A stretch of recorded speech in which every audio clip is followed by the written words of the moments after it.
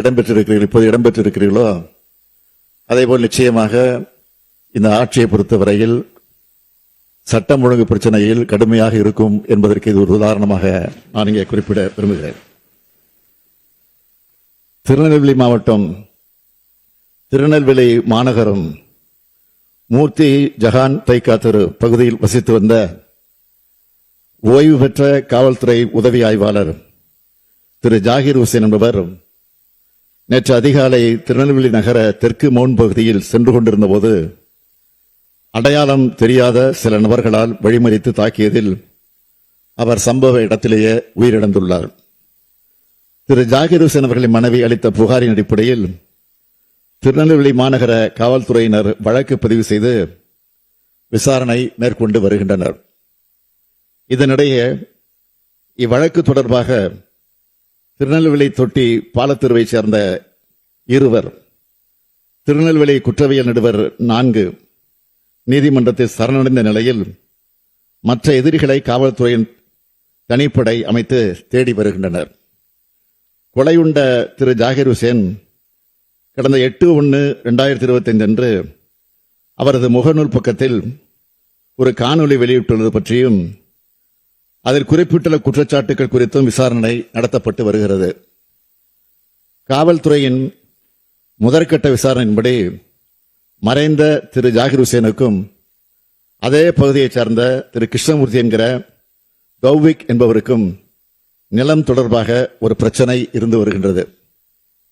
இடப்பிரச்சனை தொடர்பாக கிருஷ்ணமூர்த்தி என்கிற தௌவிக் மற்றும் அவரது மைத்துனர் அக்பர் பாஷா ஆகியோர் திரு ஜாகிர் ஹுசேன் மீதும் திரு ஜாகிர் ஹுசேன் அவர்கள் எதிர்த்தரப்பினர் மீதும் மாறி மாறி புகார் மனுக்களை அளித்துள்ளனர். இவற்றின் மீது காவல்துறையினரால் சமுதாய பதிவேடு எண்கள், அதாவது CSR எண்களும் வழங்கப்பட்டு விசாரணை மேற்கொள்ளப்பட்டுள்ளது. திரு ஜாகிர் ஹுசேன் அவர்கள் தனது உயிருக்கு அச்சுறுத்தல் இருப்பதாக சமூக வலைத்தளங்களில் வீடியோ வெளியிட்டதை தொடர்ந்து ஏற்கனவே பதியப்பட்ட CSRின் அடிப்படையில் அவரை அச்சுறுத்துவதாக குறிப்பிட்ட எதிர்த்தரப்பினரை திருநெல்வேலி மாநகர காவல் நிலையத்திற்கு அழைத்து காவல்துறையினர் விசாரித்துள்ளனர். மேற்படி விசாரணை நடைபெற்று வரும் சூழ்நிலையிலே நேற்றைய தினம் இந்த கண்டிக்கத்தக்க சம்பவம் நடைபெற்றுள்ளது. இக்கொலை வழக்கில் தீவிர விசாரணை நடத்தப்பட்டு குற்றவாளிகள், அவர்களுக்கு பின்னணியில் இருந்தவர்கள் அனைவர் மீதும் உரிய விசாரணை மேற்கொள்ளப்பட்டு பாரபட்சமின்றி நீதியின் முன் நிறுத்தப்படுவார் என்பதை இந்த அவைக்கு தெரிவித்துக் கொள்கிறேன். சட்டத்தை யாரும் தங்கள் கையில் எடுத்துக்கொள்ள இந்த அரசு அனுமதிக்காது. இந்த கொலை வழக்கில் மட்டுமல்ல, எந்த குற்றத்தில் ஈடுபடுவராக இருந்தாலும் சட்டத்தின் பிடியிலிருந்து தப்பிக்க முடியாது என்பதையும் தெரிவித்து அமைகிறேன்.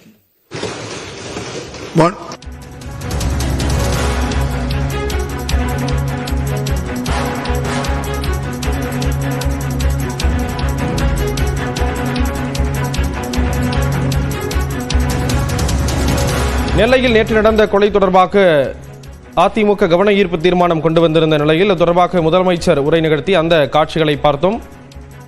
மீண்டும் ஒருமுறை அந்த காட்சிகளை இப்பொழுது பார்க்கலாம்.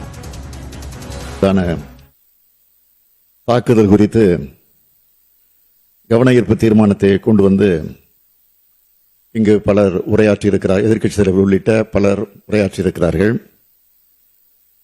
இதில் கீழ்காணும் உறுப்பினர்கள் தங்களுடைய கவன ஈர்ப்பு தீர்மானத்தை கொடுக்கிற போது பெயர்கள் எழுதி தந்திருக்கிறார்கள். அவர்களை மாத்திரம் அனுமதிக்காமல் அதைத் தொடர்ந்து இதில் இடம்பெறாதவர்களும் அனுமதிக்கப்பட்டிருக்கிறார்கள் என்று சொன்னால் இதில் இந்த அரசு எவ்வளவு முக்கியத்துவம் தந்து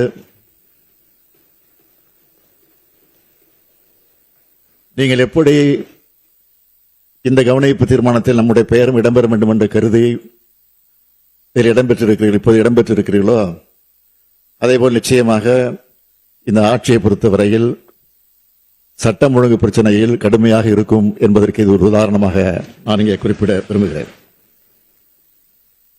திருநெல்வேலி மாவட்டம், திருநெல்வேலி மாநகரம் மூர்த்தி ஜஹான் தைக்கா தெரு பகுதியில் வசித்து வந்த ஓய்வு பெற்ற காவல்துறை உதவி ஆய்வாளர் திரு ஜாகிர் ஹுசேன் என்பவர் நேற்று அதிகாலை திருநெல்வேலி நகர தெற்கு மவுண்ட் பகுதியில் சென்று கொண்டிருந்த போது அடையாளம் தெரியாத சில நபர்களால் வழிமறித்து தாக்கியதில் அவர் சம்பவ இடத்திலேயே உயிரிழந்துள்ளார்.